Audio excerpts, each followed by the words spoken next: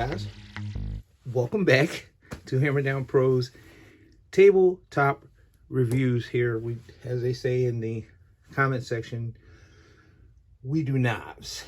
So today we're going to have a review, or I should say two reviews, but a conversation also. And this is especially geared towards new collectors or people who are just now getting into it. I've been into knobs for 20 years and I still have a lot to learn. I learn something new every day.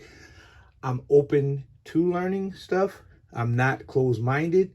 And just like cars, a new kind comes out every day, and it might be something similar to something you like, but you know, new knobs come out every day and it's something similar to what you like, but it ain't exactly the same thing. So we're going to have a conversation about, in a review, I should say, but a conversation in the review about these two particular knives that are in front of you. One is the Bushmaster sawback survival knife, and the other one is the hibben survival tanto. Now I have the boxes here, so you take a look at the boxes. I'm going to do some quick editing. I'm going to take them out of the box and we're going to look at them in the sheath, and then we're going to take them out, and then we're going to start this review. All right, give me 1 second. Pow. Look at that editing. This is always hilarious to me. Listen, so let's have a conversation right here before we even take them out of the sheaths. In our world is the knife world. It's our world. It belongs to us. We like knives. Some people can't get it. Some people don't get it. They don't want to get it. That's on them. We like knives. And in our world, there are categories. I like to call them real use categories, which is like a lot of the knives that are put out by really solid companies like Tops or Benchmade is okay. I like Benchmade. You know, Cold Steel, stuff like that. Those knives are made for real use. They actually specify it in the marketing. And then there are knives that are made that I assume are more geared towards collectors, because no matter how they look or how they're marketed, you wouldn't trust your life to that particular knife if you knew you could put your hands on a Tops or a ProTech or something else that was proven and that was solid. Field work, K-bar, stuff that really has like a legacy, a lineage behind it. So now that we're having that conversation, we got that conversation out of the way. And I don't have any problem with people who like fantasy knives. Kit Ray, I always thought the Kit Ray knives were cool when I was younger, but then when I got into real world use, real knives, and actually started going fishing alone and spending, you know, long hours out by the river by myself or by, you know, lake pond, going places I hadn't been, hiking to the fishing spots and stuff like that, the dynamic changes. It has to. Realistically, it has to. And if you're out there, you're a knife guy, you feel me now. You know, you liking a fantasy Kit Ray knife that had the poster of the girl with everything hanging out, she's sexy and whatever, and you're like, ooh, that's a nice knife. That's not what you was looking at, you son of a bitch. You weren't looking at that Kit Ray poster thinking about that knife. You know what you was looking at. Those knives, as compared to real world hunting knives and stuff. Look, if you never skinned a deer, or if you've never cut a fish's head off, or had to deal with eels or big catfish, or you never had to prep bait, or you never had to set up a camp with a knife, then this conversation probably seems alien to you, and that's fine. We're having that conversation now. Moving forward, I have before us, again, I said, the Bushmaster sawback survival knife. That's here. We'll take it out of the sheath and we'll present it. It has a little smudge on it. As I say, I kind of oil everything as I go along because there's so many knives in the collection. And we have the hibben survival tanto. There we go.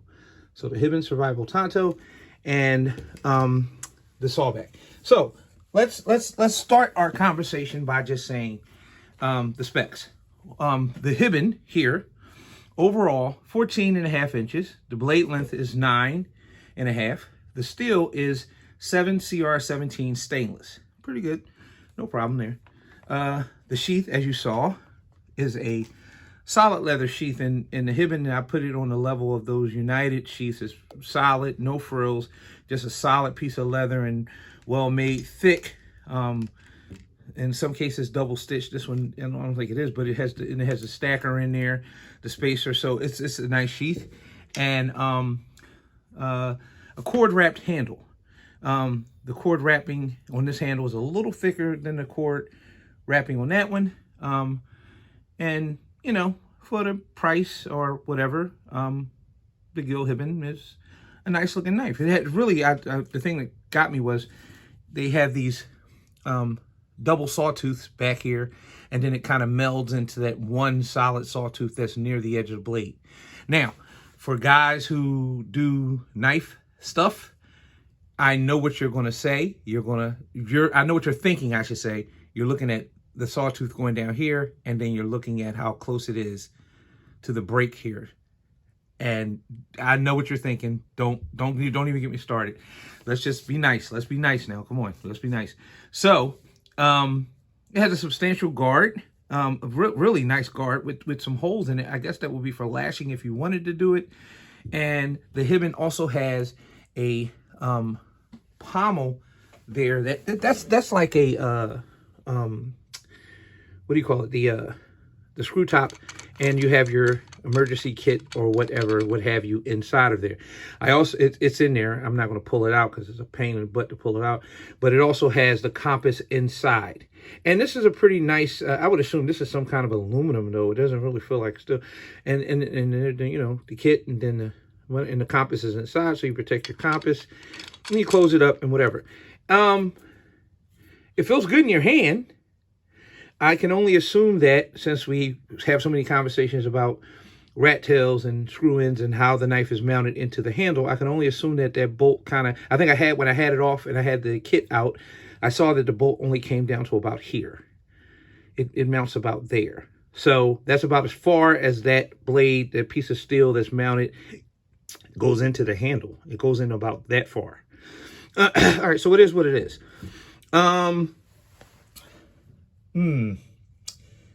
Let's see, how can we do this constructively? Listen, I believe that there are knives that you want to put in your collection because of how they look. This statement, full statement, stop, period. The Gil Hibben here would be one of those situations. The cord handle, the cording doesn't feel particularly tough. It's very nice to look at. And I guess in a pinch, you could take it off and use it for some kind of securing or lashing, but it's not a really thick cord. We need to be honest with ourselves. Again, beautiful knife, nice look, got that freaky saw back, and it's a great addition to a collection if you're just a collector, especially if you're a Hibben collector, because I know I'm going to hear it in the comment section from the Hibben collector. Hey man, what you talking about? And that's fine, dude. Do you? I'm talking about reality versus what you would do and what you wouldn't do, or I should say reality in the fact of what you would do and wouldn't do. The Hibben is, in this particular inference, it is a collector's piece. I don't see a guy wanting to take a knife where the metal from the blade goes down and comes out about that far on a boar hunt or on a overnight camping situation where he's in an area where there may or may not be dangerous animals or may not be dangerous people, as opposed to something that's full tang or that he was going to trust his life with. I don't know any real knife guy that you would put a knife like this in front of him and then put a rat or R-Tac from any of the other manufacturers, or a very solid full tang cold steel knife or something like that up against this. Say, which one are you taking out into the woods at night or whatever? And he say this. That's just reality. That's just realistic, and we're just having that conversation. So we're not going to do the hammer down thing at all today. This is serious. We're having a conversation, and we're just going to say that if you're a collector and you're starting out, you know what we don't do. We don't boo-hoo people here. We don't talk about their choices. We don't dog them out, because we're trying to get people to come in and have these conversations and have fun and talk about what they would and they wouldn't do and whatever, and give our opinions of someone. Someone right now might be looking at or have been looking at this knife online and saying, "Oh, that's really a nice looking knife," and he might not have had a review that he watched that didn't give him this particular take on it. And that's what we're doing. We're giving him this particular take on it. So as far as a collector's piece, even if you took this and put it on some stands or put it in a shadow box, it's a beautiful piece. It's definitely a representative of the creativity and the artistic style of Gil Hibben. I see his knives. I know who he is. I know who him and his son is, and that's fine. But if you're asking me as opposed to another knife in a real shit hit the fan situation, the answer is no. The answer is no. It's not going to be that knife. This is something that'll go in a shadow box, or something that'll sit on your shelf on a stand or something like that. And it's a beautiful representation of that. And it's cool that it has those other features. But I can just see somebody taking this, if the guys actually wanted to do it, and do one of those beat tests with this knife. And I don't know if that's what we want to do here with this one. So that's a fair assessment, and we'll take this away now. We'll put it on the side. Now, here we have the Bushmaster Sawback Survival Knife, made by a company called Holy Edge, I believe. Overall length, 13 inches. Blade length is 8.5 inches. The steel is 440 stainless.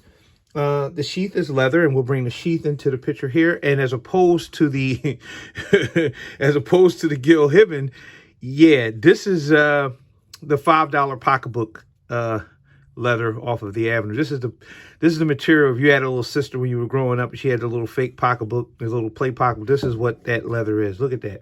That's just cheesy. So it's a real cheesy. This knife was not. I did not purchase this knife, so don't y'all. Y'all better don't wag your finger at me. Someone called themselves being nice and buying this knife for me, and I said, "Oh, thank you." And I just took it because of there. But as opposed to the Gil Hibben leather, look at that. Look at what we're talking about. Get up close. Look at that. Look at the rough fit. Look at my fingernail in between the leather there. So for what it was worth, it was what it was. And note, I caught the Gil Hibben on sale for $30. Bud K, I believe. And with my discount, I got it for $30. And the Bushmaster Survival, I was told, she told me, the friend told me, she paid $30 for that. So, values and discounts abound. I'm going to have the conversation about the Bushmaster here. Those of you who are old enough, remember there was a time when they had the imitation Rambo survival knives when they came out. And a lot of them, some of them look like this, but the majority of them look like those Chinese knockoffs that had the bulbous, I don't even think I have one anymore.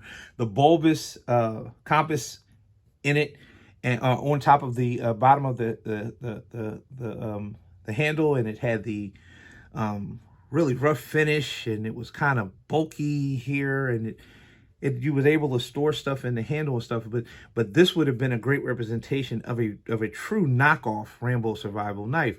The handle is cord wrapped with a cheaper cord. There is a substantial guard. I guess that goes for it in case the knife gives and you do have something protecting your hand from the blade. The sawback is kind of plain, and it does its job. For what it was, and it does have a nice edge on it, and it still is clean. It's the 440 stainless, so of course if you were to use this with regularity, I don't know who would, you would keep it nice and oiled, and it wouldn't be a problem. It does have a compass in the pommel, which I think is cool, but it's actually, you see the compass actually protrudes past the pommel. It's not even recessed, and it's plastic. So the first thing you say to yourself is, that's my rough use knife. That's my rough use compass. That's the compass that I'm going to try. I'm going to take this knife out into the woods and bang around in trees and over rocks and clamber over rocks and stuff, and hope that compass doesn't break, which is going to guide me out of the woods. So that's not a realistic thing. We're not dogging anyone. We're not dogging anybody. We're just being realistic. Look at that. Even as opposed to the Gil Hibben, you see that the Hibben had it inside of the pommel, and then you would able to coat. But this is not only protruding, this is not only exposed, but it's protruding. Look at how far out it sticks. And it actually feels like if you actually took your fingernail, you can pry. It's just a mess. So it does also have a small small safety or a small emergency kit in it. I see it's fishing line, a bobber, and a needle. It had matches in it, but they were actually kind of corroded. And when I tried to touch the matches actually crumbled in my finger. So we'll put it back here. And if it means anything, this actually feels a lot heavier than the pommel that's on the hibben. So I figure this is some kind of steel, as opposed to the hibben, which I believe is some kind of aluminum. And no. The answer is no. My take on it is no.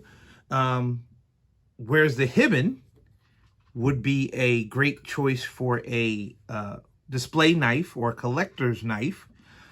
I have a thing where I won't even give certain knives away to friends.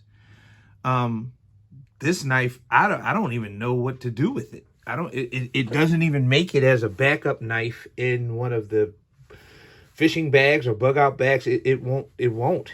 So this goes into the museum. Every once in a while from here on out, you'll hear me say this knife will get filed away. And this knife here will get filed away. It's probably the last time you're ever going to see it. $30 was too much, in my opinion, to pay for it. If you wanted to ask me an honest question, I'm an honest man. I'll give you an honest answer. Totally a waste of $30 in the real world. And you know that every day we're dealing with real world stuff. 5 or 6 years ago, you would have said, well, there's never going to be a time when people are stuck in their houses, or, they'll have to go out into their yard and fend for themselves and cut wood for fire. Then we had the pandemic, and it taught you that anything is possible. Nothing is impossible. Something can be improbable, but nothing is impossible. Along that line, we'll go walk a little further down the street and we'll say, if the hibben was all you had, then more power to you. God bless you. It's not a horrible knife. I looked at both of the bolts that continue from the blade inside of both handles, and the hibben actually has a more substantial bolt up into the handle. But if I had my druthers, I would not. This would be a display or a collector's piece. So we'll give it that classification. We're not going to do a hammer down on it and say whatever. Just for edification, I qualify hammer downs as something that you realistically could put on your belt, or on your bag, or in your truck, and literally go out and use it and make a way and survive, I guess. It has realistic real world applications. And this, great collector's piece, but no, not at all. So, hey guys, that's going to do it for this one. We just had a conversation. I like having these kinds of conversations. Not, like I said, again, not dogging it. It's just my opinion. I actually have the knives here. I have them here. I have several other knives to compare them to, which is an honest, honest way to give an opinion on something. You have something to compare it to. You can't just say, oh, well, I just got these two knives and, man, I don't think they're good. No, I have hundreds of knives. So, yeah. We'll leave the hibben up on screen. Guys, I want to thank you guys for subscribing. I want to thank you for your comments and everything. Shout out to D-Tester. It's my man right now. D-Tester, so I don't know what's going on with you, man. Yeah, that's going to do it. Don't forget, cut away, and I'll see you on the next one. Peace.